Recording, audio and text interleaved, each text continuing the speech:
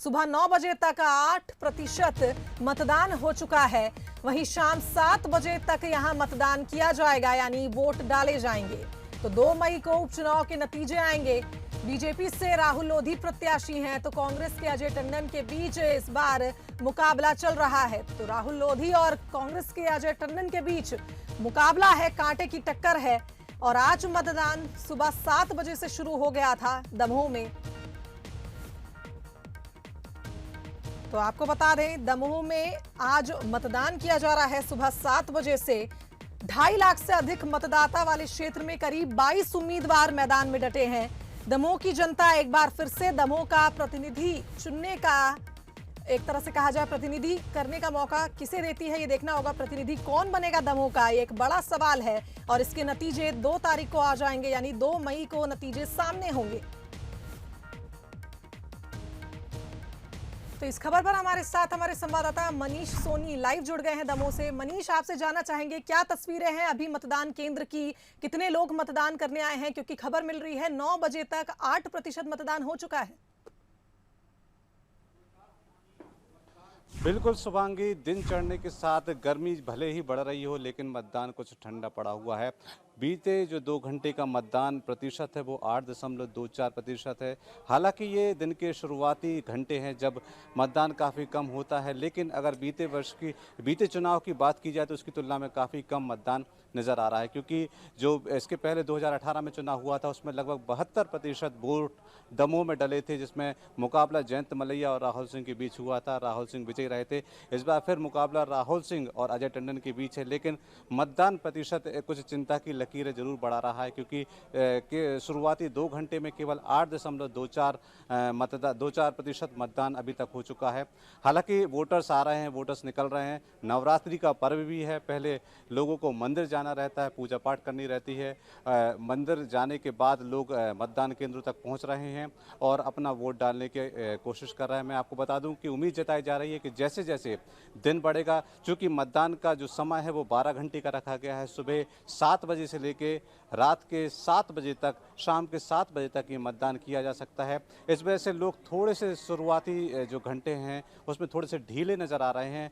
हालांकि 8.24% मतदान जो पहला वोटर टर्नआउट आया है उसमें निकलकर सामने आया, लेकिन उम्मीद जताई जा रही है कि जैसे जैसे दिन बढ़ेगा ये मत प्रतिशत बढ़ेगा। और जो उम्मीद जताई जा रही है कि लोकतंत्र के इस महापर्व में भले ही कोरोना संक्रमण चल रहा हो, लोग अपने घरों से निकलेंगे और मतदान करेंगे। मनीष, तस्वीरें भी देखना चाहेंगे आप, हमारे दर्शकों को भी दिखाएं किस तरह से मतदान जारी है। क्या कोरोना गाइडलाइन का पालन हो रहा है, किस तरह से? क्योंकि प्रशासन ने व्यवस्था की है, जैसे सुबह आपने बताया था कि पूरे गाइडलाइन का पालन कराने के लिए तैयारियां हो चुकी हैं मतदान केंद्र में। तो तस्वीरें देखना चाहेंगे, क्या लोग कोरोना गाइडलाइन का पालन करके मतदान कर रहे हैं?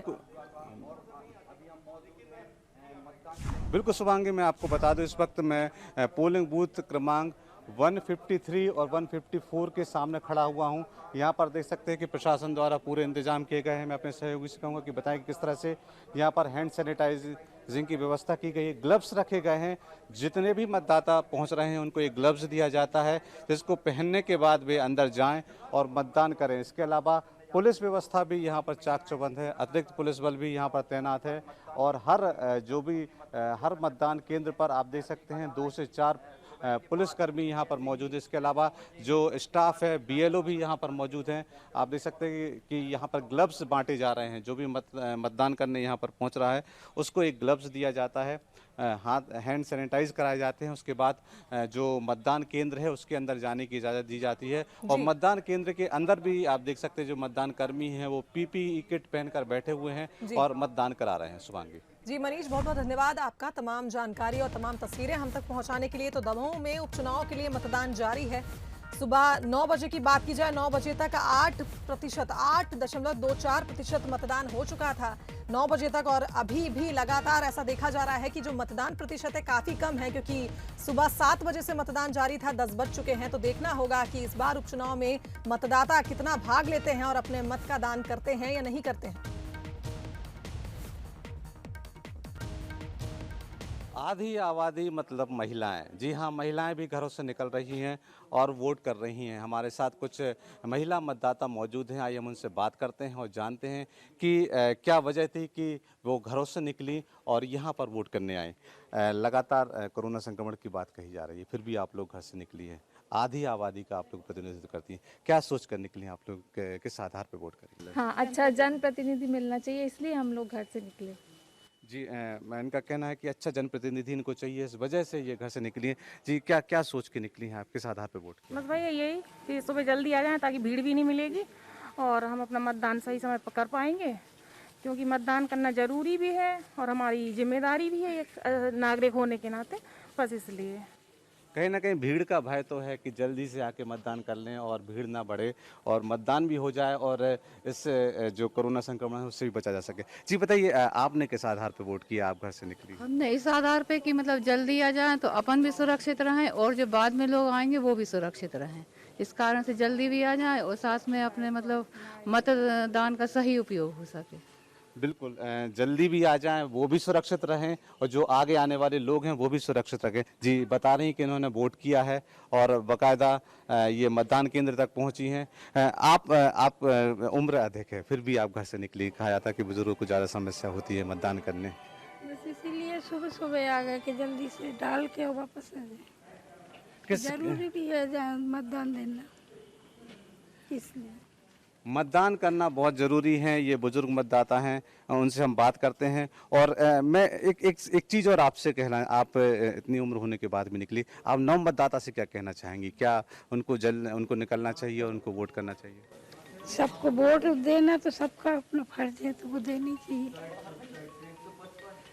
ये बुजुर्ग मतदाता हैं जो बता रहे थे कि वोट देना सबका फ़र्ज है, घरों से निकलना चाहिए। ये एक मिसाल है कि इतनी बड़ी तादाद में महिलाएं इतनी सुबह अपने घर से निकल रही हैं, वोट कर रही हैं। बुजुर्ग मतदाता भी यहाँ पर मौजूद हैं, लगातार वोट कर रहे हैं और उन लोगों को भी प्रेरित कर रहे हैं जो कहीं ना कहीं लोकतंत्र के इस पर्व में अपना योगदान करने नहीं निकलते। कहीं ना कहीं इन लोगों से सबक लेना चाहिए और सबको अपने मतदान का प्रयोग जरूर करना चाहिए। मनीष सोनी, बंसल न्यूज़, दमोह।